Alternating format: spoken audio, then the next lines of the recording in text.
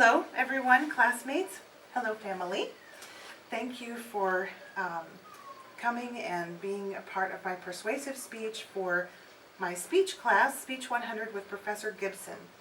This is my husband and my father-in-law and my mother-in-law, Dennis and Beth McLennan, and Jason McLennan. I want to thank you all for taking the time to allow me to do this. This is going to be a continuation of my informative speech on the mental bank, and we're going to learn a little bit more about the mental bank and the program developed by Dr. John Kappas in the late 60s. And so without any further ado, so that I don't run over again, we're just going to go ahead and go. Again, welcome to the mental bank, my persuasive speech. I'm Christy McLennan. This program was developed by Dr. John Kappas in the late 70s, wrote a book in the early 80s. This is primarily about homeostasis and how to change your homeostasis, your personal life script that tells you where you're comfortable being successful. Homeostasis is a powerful force, and if we're comfortable, say for example, earning $20,000 a year, we'll have ups that take us up there, and that's great, and then we'll shoot right back down because our mental script has written that that's where we should be comfortable. And this is a program about using your handwriting in order to get directly to your central nervous system within your subconscious mind to affect changing that bar of homeostasis for you. Your handwriting is as unique as your iris. And when you write in script, your subconscious doesn't know the difference between reality and fiction.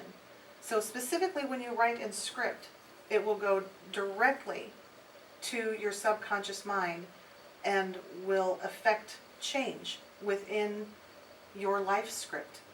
And it will do so specifically because it comes out of the subconscious mind and it goes right back into the subconscious mind.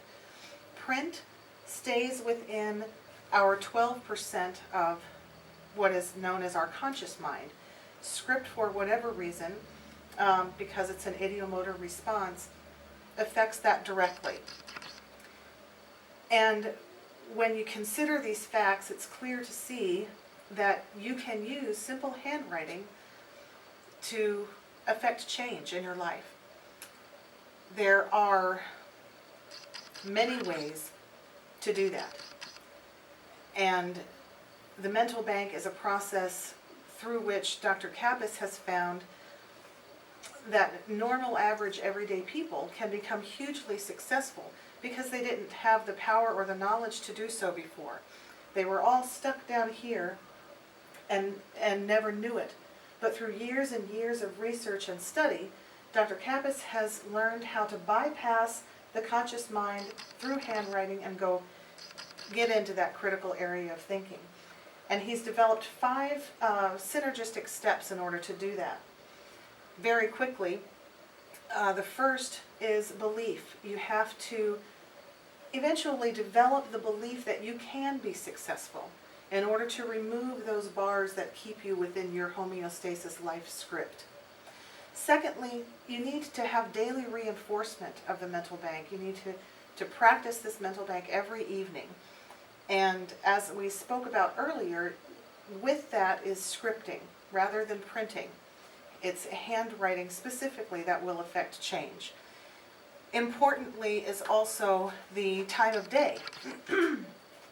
The time of day allows you to, just before your dream state, really get in there into the mental bank and get that going.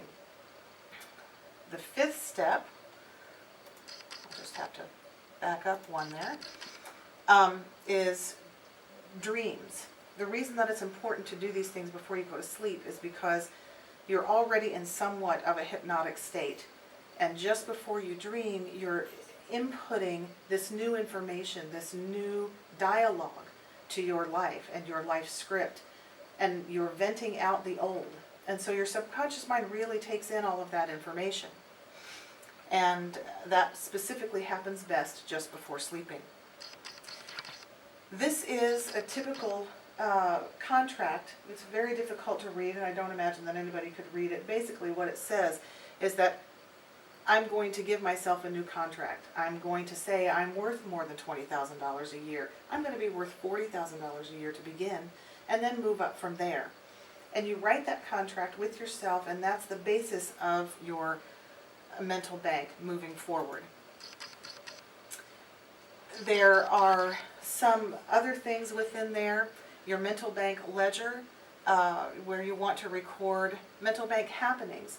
Say, for example, you begin your mental bank, and in a few days, which happened to my husband and I, we had a several $100 deposit put in our bank, and we still to this day don't know where that came from. It sounds surreal and odd, but it is 100% true.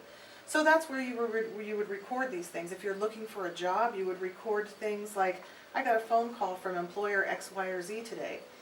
If you're wanting to use the mental bank for personal relationship goals, and you're struggling to spend time with your spouse or your children, and you out of the blue get a call or a letter from a friend, that's where you would record those happenings.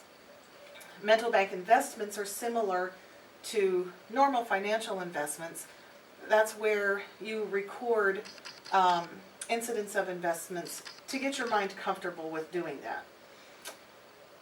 And as I just briefly touched on, this is not just about financial goals. This is about success goals in general, what success means to everyone individually. It's about your happiness goals. I want to spend more time with my family, and over the last few years I've been able to do that, and that's a part of my happiness goal.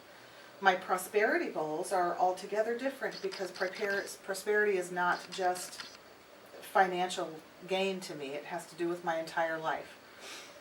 For the value events that you'll learn, hopefully I am going to persuade you to learn more. For the value events that you're going to record in your mental bank, that can be anything related to your goals: turning in your homework on time, spending time with your family, getting your resume done, getting out to the gym, getting your household chores done, or simply doing your mental bank. All of these things you give yourself kudos for. And that's about all we have time for. I hope I have persuaded you to learn more. I would very much like to tell you all more, anything that you'd like to learn that I can be of help with. And we've got about 2 minutes for kind of a question and answer thing. So if anyone has a question, I would love to do my best to answer it. So you said that you have to do this every night. Yes. What happens if you miss a night?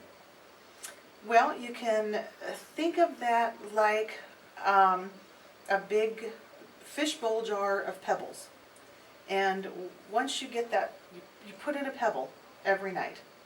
And you don't see a huge change every night, but you're putting the pebble in. Eventually the bowl's going to be full and your life script will change.